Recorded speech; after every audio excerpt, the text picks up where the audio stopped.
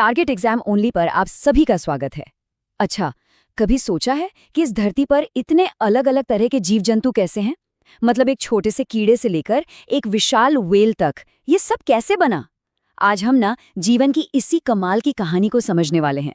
और हाँ, ये सारे कॉन्सेप्ट्स जैसे जैव विकास और पारिस्थितिकी तंत्र या आपके यूपी डीएलएड चतुर्थ सेमेस्टर विज्ञान की परीक्षा के लिहाज से बहुत बहुत जरूरी हैं। ये कोई आज का सवाल नहीं है। सदियों से बड़े बड़े विचारक इस पर अपना सिर खपाते रहे हैं और इसका जवाब मिलना जानते हैं कैसा था? बिल्कुल एक जासूसी कहानी जैसा, जिसमें एक एक करके सुराग मिलते गए और फिर जाकर जीवन का सबसे बड़ा राज खुला। तो चलिए इस कहानी को समझने के लिए सबसे पहले इसका जो मेन कॉन्सेप्ट है उसे पकड़ते हैं, जैव विकास। सवाल ये है कि आखिर ये होता क्या है? इसे ऐसे समझिए जैसे एक बहुत बड़ा फैमिली ट्री हो जो अरबों साल पुराना है। ये एक बहुत ही धीमी, मतलब स्टेप बाय स्टेप चलने वाली प्रोसेस है। इसमें होता क्या है कि छोटे छोटे बदलाव एक पीढ़ी से दूसरी पीढ़ी में जाते रहते हैं और फिर लाखों करोड़ों सालों में यही छोटे छोटे बदलाव मिलकर एक बिल्कुल नई स्पीशीज बना देते हैं। तो सवाल ये उठता है कि इस कमाल की प्रक्रिया को साइंटिफिकली समझाने की पहली बड़ी कोशिश किसने और कहां से की? तो इसके लिए हमें चलना होगा साल 1809 में, जहां हमारी कहानी शुरू होती है जीन बैप्टिस्ट लमार्क के साथ। लमार्क ने अपनी किताब लिखी फिलॉसफी जूलॉजिक। उसमें उन्होंने एक आइडिया दिया जो उस समय सुनने में बड़ा सीधा साधा और लॉजिकल लगता था। उनका पूरा आइडिया दो बातों पर टिका था। पहला, अंगों का इस्तेमाल या गैर इस्तेमाल, और दूसरा, जो गुण अपनी जिंदगी में सीखते हैं या हासिल करते हैं वो अगली पीढ़ी में चले जाते हैं। और इसका सबसे क्लासिक एग्जाम्पल क्या है? जिराफ। लमार्क का कहना था कि जिराफ ऊंचे पेड़ों की पत्तियां खाने के लिए अपने गर्दन को लगातार खींचते रहे। इस कोशिश से उनकी गर्दन लंबी हो गई और फिर यही लंबी गर्दन जो उन्होंने अपनी जिंदगी में हासिल की वो उनके बच्चों को विरासत में मिल गई। लेकिन इस आइडिया में एक बहुत बड़ी दिक्कत थी। एक साइंटिस्ट थे ऑगस्ट वीजमैन। उन्होंने चूहों पर एक बड़ा मशहूर एक्सपेरिमेंट किया। उन्होंने कई पीढ़ियों तक चूहों की पूंछ काटी, लेकिन अगली पीढ़ी के चूहे हमेशा पूंछ के साथ ही पैदा हुए। इससे ये साफ हो गया कि जिंदगी में होने वाले शारीरिक बदलाव जैसे पूंछ का कटना अगली पीढ़ी में नहीं जाते, और ये लमार्क की थियोरी के लिए एक बहुत बड़ा ब्लो था। अब लमार्क ने एक बहस तो छेड़ दी थी, जो कि अच्छी बात थी, लेकिन वो रेवोल्यूशनरी आइडिया जिसने बायोलॉजी को हमेशा के लिए बदल दिया वो अभी आना बाकी था। और अब स्टेज तैयार था एक नौजवान नेचुरलिस्ट के लिए, जिनका नाम था चार्ल्स डार्विन। डार्विन ने HMS बीगल नाम के जहाज पर दुनिया भर का एक ऐतिहासिक सफर किया। उस सफर के बाद उनके दिमाग में एक बहुत पावरफुल आइडिया आया।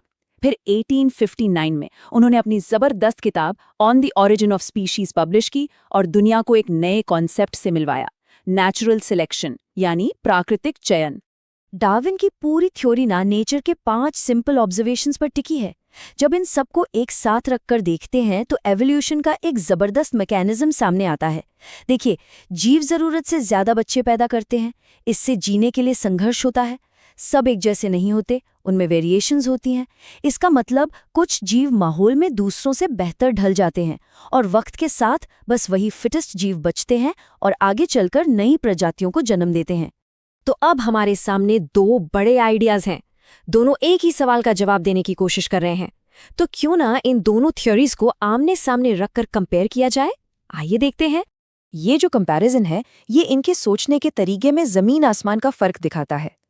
लमार्क के हिसाब से बदलाव एक अंदरूनी जरूरत से होता था, मतलब जीव को कुछ चाहिए था।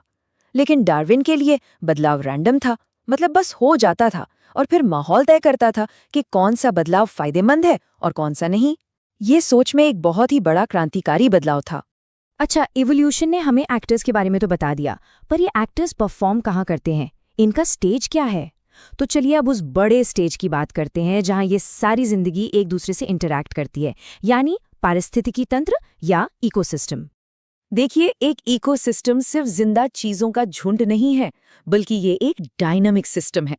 ये वो असली अखाड़ा है जहां डार्विन वाला स्ट्रगल फॉर एग्जिस्टेंस सच में होता है, जहां जिंदा और बेजान दोनों दुनियाएं एक दूसरे से जुड़ी होती हैं। कोई भी इकोसिस्टम हो, चाहे वो जंगल हो या एक छोटा सा तालाब, वो दो तरह की चीजों से मिलकर बनता है।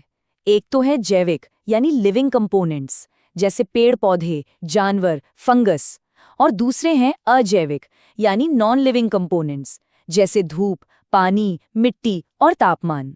और इसी सिस्टम के अंदर जिंदगी को चलाने वाली एनर्जी एक रास्ते पर चलती है, जिसे हम कहते हैं फूड चेन या खाद्य श्रृंखला। ये एनर्जी एक लेवल से दूसरे लेवल पर जाती है, मतलब प्रोड्यूसर्स से शुरू होती है और कंज्यूमर्स तक पहुंचती है। लेकिन ये जो एनर्जी का फ्लो है ना, ये ऐसे ही नहीं होता।